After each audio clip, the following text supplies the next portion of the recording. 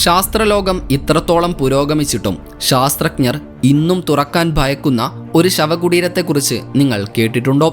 അതാണ് 2000-ലധികം വർഷങ്ങൾ പഴക്കമുള്ള ചൈനയിലെ ആദ്യത്തെ ചക്രവർത്തിയായ ക്വിൻഷി ഹുവാങ്ങിൻ്റെ ശവകുടീരം. ഈ ശവകുടീരത്തിന് 38 സ്ക്വയർ മൈൽസ് വലിപ്പമുണ്ട് എന്നതാണ് സത്യം. അതായത് ഏകദേശം ഫ്രാൻസിലെ പാരീസ് സിറ്റിയുടെ അത്ര വലിപ്പം, അല്ലെങ്കിൽ നമ്മുടെ കൊച്ചിയേക്കാൾ വലിപ്പം. കേൾക്കുമ്പോൾ വിശ്വസിക്കാൻ പ്രയാസമാണെങ്കിലും വിശ്വസിച്ചേ മതിയാകൂ. ഏതായാലും ഭൂമിയുടെ ലക്ഷക്കണക്കിന് കിലോമീറ്റർ അകലെയുള്ള പല കാര്യങ്ങളും കണ്ടെത്തുമ്പോഴും ശാസ്ത്രലോകം ഈ ശവകുടീരത്തെ എന്തുകൊണ്ട് ഇത്ര ഭയക്കുന്നുവെന്നും ഭയക്കാൻ മാത്രം എന്താണിതിനുള്ളിലെന്നുമാണ് ഈ വീഡിയോയിലൂടെ നമ്മൾ കാണാൻ പോകുന്നത്. ഈ ശവകുടീരത്തിൻ്റെ കഥ തുടങ്ങുന്നത് 2000-ലധികം വർഷങ്ങൾക്ക് മുൻപാണ്. അന്ന് ചൈന എന്ന ഒറ്റ രാജ്യം ഉണ്ടായിരുന്നില്ല. പകരം ചെറിയ ചെറിയ രാജ്യങ്ങളായിരുന്നു ഉണ്ടായിരുന്നത്. ആ രാജ്യങ്ങളാകട്ടെ തമ്മിലെപ്പോഴും യുദ്ധങ്ങളായിരുന്നു. ഈ കാലഘട്ടത്തെയാണ് വാറിംഗ് സ്റ്റേറ്റ്സ് എന്ന് വിളിച്ചിരുന്നത്.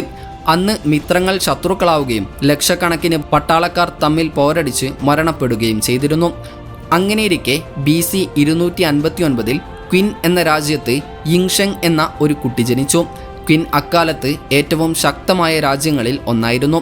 വെറും 13 വയസ്സിൽ തൻ്റെ അച്ഛൻ മരിച്ചപ്പോൾ യിങ്ഷെങ് ക്വിൻ രാജ്യത്തിൻ്റെ രാജാവായി മാറുകയുണ്ടായി. പിന്നീട് അദ്ദേഹം മിടുക്കനും അതേസമയം വളരെ ക്രൂരനുമായ ഒരു ഭരണാധികാരിയായി മാറുകയായിരുന്നു. അങ്ങനെ അദ്ദേഹത്തെ തന്നെ ക്വിൻഷി ഹുവാങ് എന്ന് വിളിച്ചു. അതിനർത്ഥം ചൈനയിലെ ആദ്യത്തെ ചക്രവർത്തി എന്നാണ്. ശക്തമായ സൈന്യവും ക്രോസ്ബോ പോലെയുള്ള ആയുധങ്ങളും കർശനമായ നിയമങ്ങളും ഉപയോഗിച്ച് അദ്ദേഹം ഏകദേശം 10 വർഷം കൊണ്ട് ബാക്കിയുണ്ടായിരുന്ന 6 രാജ്യങ്ങളെയും തോൽപ്പിക്കുകയായിരുന്നു. അങ്ങനെ BC 221 ആദ്യമായി ചൈന മുഴുവനും ഒറ്റ ഭരണാധികാരിയുടെ കീഴിലായി മാറി. ഈ ചക്രവർത്തി വെറും ഒരു പോരാളി മാത്രമായിരുന്നില്ല. അദ്ദേഹം ചൈനയെ മുഴുവൻ ഉടച്ചു വാർത്തെടുക്കുകയായിരുന്നു. അദ്ദേഹം ആളുകൾക്ക് പരസ്പരം സംസാരിക്കാൻ കഴിയുന്ന തരത്തിൽ എഴുത്തുരൂപം ഏകീകരിക്കുകയും കച്ചവടം എളുപ്പമാക്കാൻ പണം ഒരേപോലെയാക്കുകയും എല്ലാ സ്ഥലത്തും ഒരുപോലെയുള്ള അളവുകളും തൂക്കങ്ങളും കൊണ്ടുവരികയും ചെയ്തിരുന്നു. തുടർന്ന് രാജ്യത്തിൻ്റെ വടക്ക് ഭാഗത്തുള്ള അതിർത്തി സംരക്ഷിക്കാൻ അവിടുത്തെ മതിലുകൾ കൂട്ടിച്ചേർക്കാൻ അദ്ദേഹം ഉത്തരവിട്ടു. അങ്ങനെയാണ് ഇപ്പോൾ നമ്മൾ കാണുന്ന ചൈന വൻമതിൽ ഉണ്ടാകാനുള്ള കാരണം. അദ്ദേഹത്തിൻ്റെ ഭരണരീതി കഠിനമായിരുന്നെങ്കിലും അദ്ദേഹം കൊണ്ടുവന്ന മാറ്റങ്ങൾ അത്രയ്ക്ക് ശക്തമായിരുന്നു. അതുകൊണ്ടാണ് ഇപ്പോഴത്തെ ചൈനയുടെ സംസ്കാരത്തിൻ്റെ അടിത്തറ അദ്ദേഹമാണെന്ന് പറയുന്നത്. ഇത്രയൊക്കെ ശക്തനായിരുന്നുവെങ്കിലും ചക്രവർത്തിക്ക് ഒരു വലിയ പേടിയുണ്ടായിരുന്നു. അതായിരുന്നു മരണത്തോടുള്ള പേടി.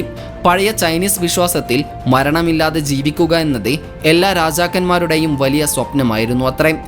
എപ്പോഴും ജീവിക്കാനുള്ള വഴി തേടി ക്വിൻഷി ഹുവാങ് പല പണ്ഡിതന്മാരെയും വൈദ്യന്മാരെയും ദൂരത്തേക്ക് യാത്ര ചെയ്യാൻ അയച്ചിരുന്നു. കടലിലൂടെ സഞ്ചരിച്ച് ഐതിഹ്യങ്ങളിലുള്ള ദ്വീപുകളിൽ ചെന്ന് അമരത്വം നൽകുന്ന മരുന്ന് കണ്ടെത്താൻ അവർ ശ്രമിച്ചു. ഇതിനിടെ മരണമില്ലായ്മ കിട്ടാൻ സഹായിക്കുമെന്ന് വിശ്വസിച്ച് അദ്ദേഹം മെർക്കുറി ചേർത്ത മരുന്നുകൾ കഴിക്കാൻ തുടങ്ങി. പക്ഷേ മെർക്കുറി ശരീരത്തിന് ദോഷം ചെയ്യുമെന്നും അതൊരു തരം വിഷമാണെന്നതുമാണ് സത്യം. ഈ വിഷം കഴിച്ചതുകൊണ്ടാണ് അദ്ദേഹത്തിൻ്റെ ആയുസ് കുറഞ്ഞതെന്നാണ് ചരിത്രകാരന്മാർ വിശ്വസിക്കുന്നത്. മരണത്തിൽ നിന്ന് രക്ഷപ്പെടാൻ പറ്റില്ലെന്ന് മനസ്സിലാക്കിയപ്പോൾ അദ്ദേഹം മറ്റൊരു പദ്ധതി ഇടുകയായിരുന്നു. അതാണ് മരണശേഷവും ഒരു ചക്രവർത്തിയായി ഭരണം നടത്തുക എന്നത്.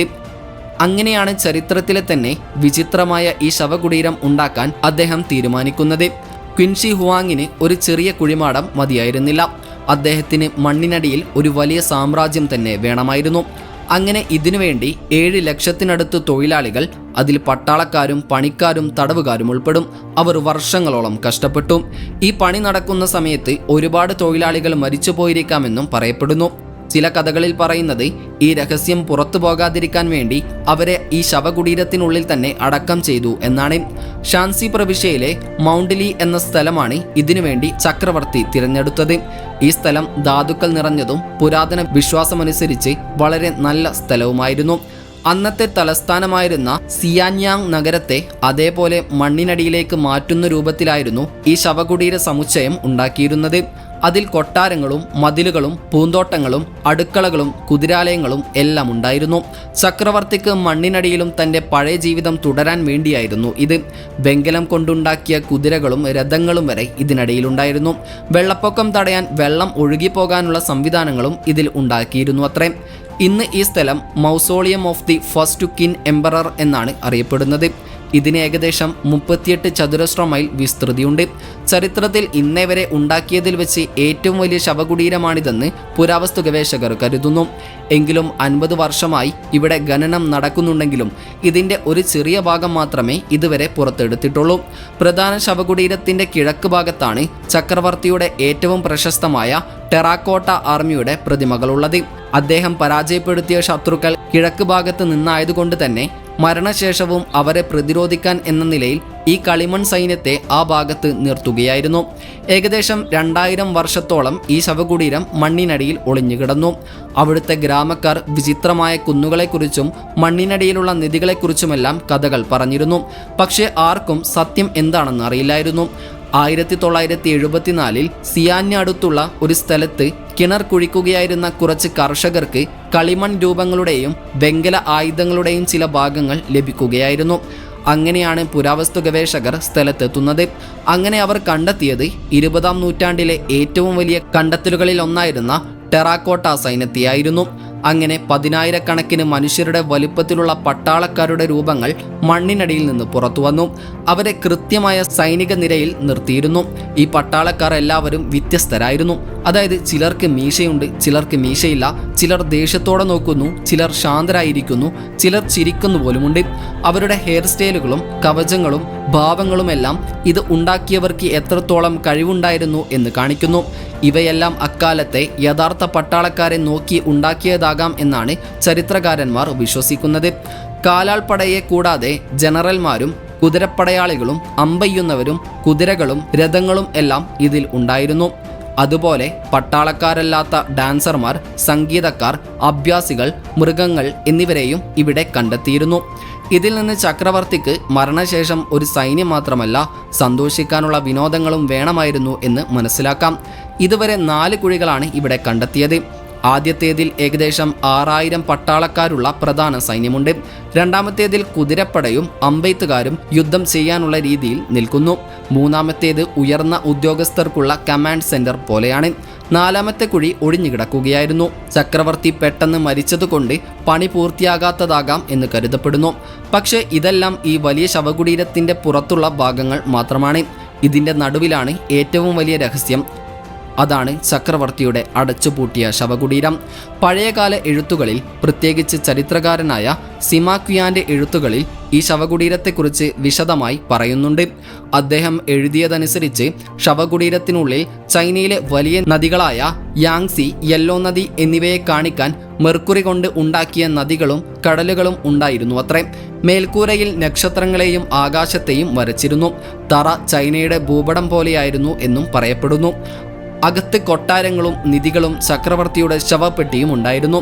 അകത്ത് കയറുന്നവരെ വെടിവെക്കാൻ പറ്റുന്ന തരത്തിലുള്ള ക്രോസ്ബോ കെണികളെക്കുറിച്ചും അദ്ദേഹം എഴുതിയിട്ടുണ്ട്. ആദ്യം ഈ കഥകളൊക്കെ വെറും കെട്ടുകഥകളാണെന്നാണ് ആളുകൾ വിശ്വസിച്ചിരുന്നത്. എന്നാൽ ഇപ്പോഴത്തെ ശാസ്ത്രീയ പരിശോധനകളിൽ ശവകുടീരത്തിന് ചുറ്റുമുള്ള മെർക്കുറിയുടെ അളവ് സാധാരണയേക്കാൾ വളരെ കൂടുതലാണെന്ന് കണ്ടെത്തി. ഇതിൽ നിന്ന് മെർക്കുറി ശവകുടീരത്തിനുള്ളിൽ ഉണ്ടാകാൻ സാധ്യതയുണ്ടെന്ന് മനസ്സിലാക്കാം. ഈ കണ്ടെത്തൽ സിമാക്വിയാൻ്റെ വാക്കുകൾ ശരിയാണെന്ന് തെളിയിക്കുന്നു. ഇങ്ങനെയൊക്കെയാണെങ്കിലും ഇത് തുറക്കുന്നത് വളരെ അപകടകരമാണത്രേ. കാരണം മെർക്കുറിയിലെ വിഷം കാരണം മാത്രമല്ല, ഇതിനുള്ളിലെ സാധനങ്ങൾ വളരെ ദുർബലമായതുകൊണ്ടാണ്.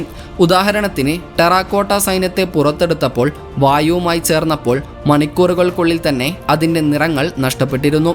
അതുകൊണ്ട് ഈ ശവകുടീരം തുറന്നാൽ അതിൻ്റെ ഉള്ളിലുള്ളതെല്ലാം എന്നേക്കുമായി നഷ്ടപ്പെട്ടേക്കുമെന്ന് ശാസ്ത്രജ്ഞർ ഭയപ്പെടുന്നു. അതുകൊണ്ടാണ് ഇന്നും ഈ പ്രധാന ശവകുടീരം തുറക്കാത്തത്.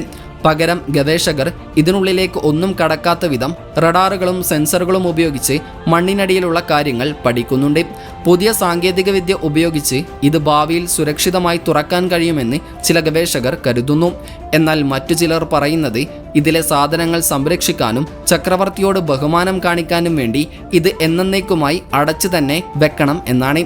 അങ്ങനെ ക്വിൻഷി ഹുവാങ്ങിൻ്റെ ശവകുടീരം ചരിത്രത്തിലെ ഏറ്റവും വലിയ രഹസ്യങ്ങളിൽ ഒന്നായി തുടരുന്നു. ഏതായാലും ഇതിനെക്കുറിച്ച് നിങ്ങൾക്ക് എന്ത് തോന്നുന്നു എന്ന് കമൻറ്റ് ചെയ്യാൻ മറക്കരുത്. അപ്പോൾ മറ്റൊരു ഇൻഫോർമേറ്റീവ് വീഡിയോയുമായി വരുന്നത് വരെ ഗുഡ് ബൈ.